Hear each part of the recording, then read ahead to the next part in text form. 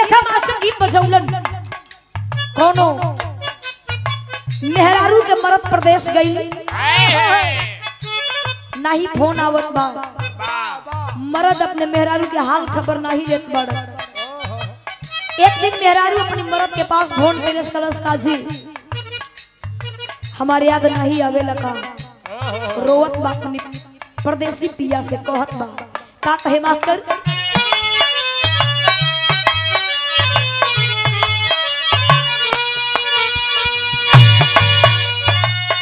जिंदगी तो कराना में हो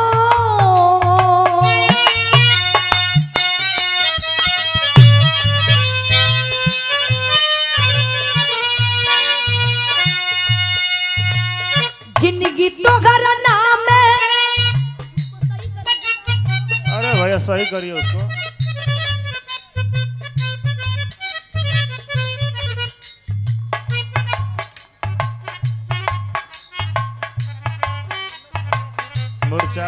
कहत में कैसे जिंदगी तो घरना में तरनीन हो गई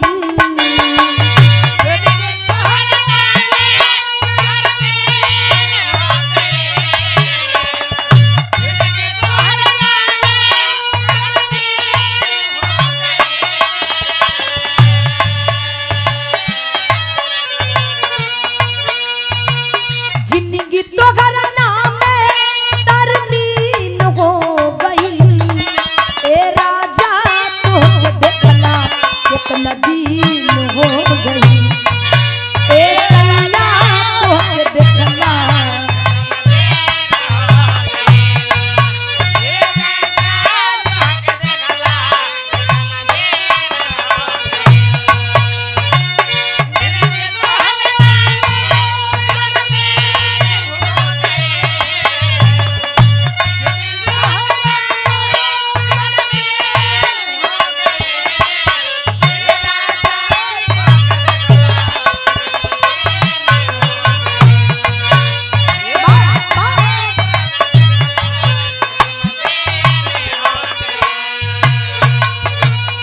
और ये देखें ये सुंदर माला देख करके और बहुत रुपए देख करके अभी अभी सम्मानित के मारे बड़े भैया बिरहा के स्टार कलाकार हैं आप टेबल डालिए रविंदर मस्ताना जी हमेशा प्यार दुलार मिलता है और बना रहता है।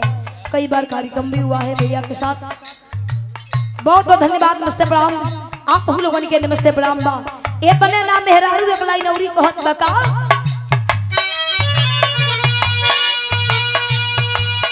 तोहर याद सतावता हमरा के रोवावता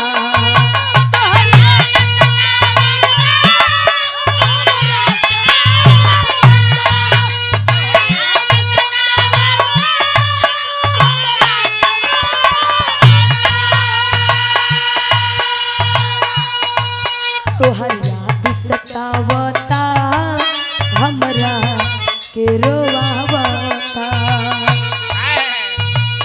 तन पर के गहना सब टीन हो गई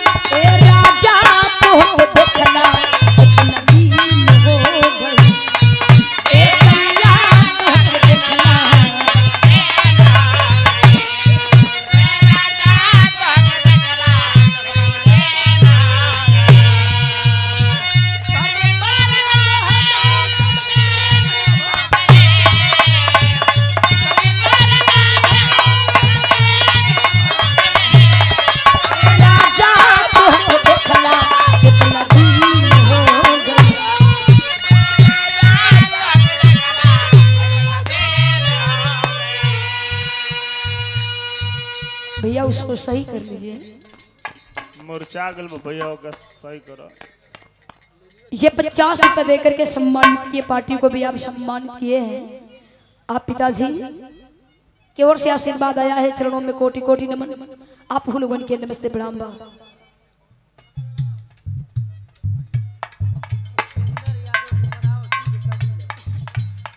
उपेंद्र यादव जी डुमराव दूध डीलर है। आप 101 रुपए देकर के सम्मानित किए हैं, चरणों में कोटि कोटि नमन।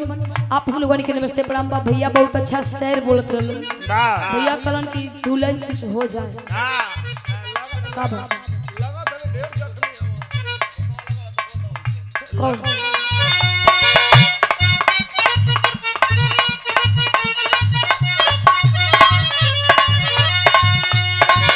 जिंदगी तो हरा नाम है तरमीन हो गई,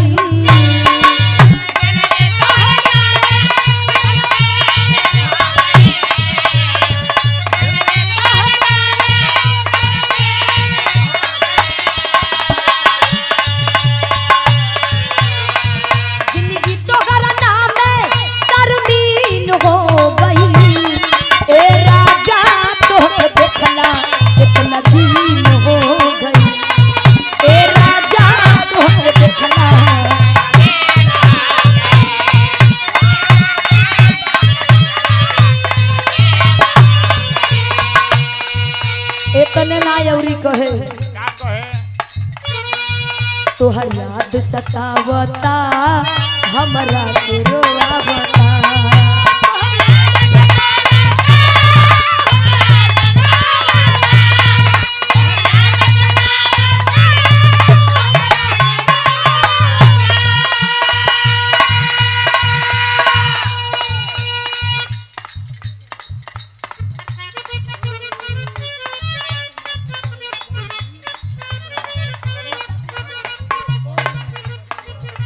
हिंसा कुमार गुप्ता जी उर्फ बम जी डुमराव से,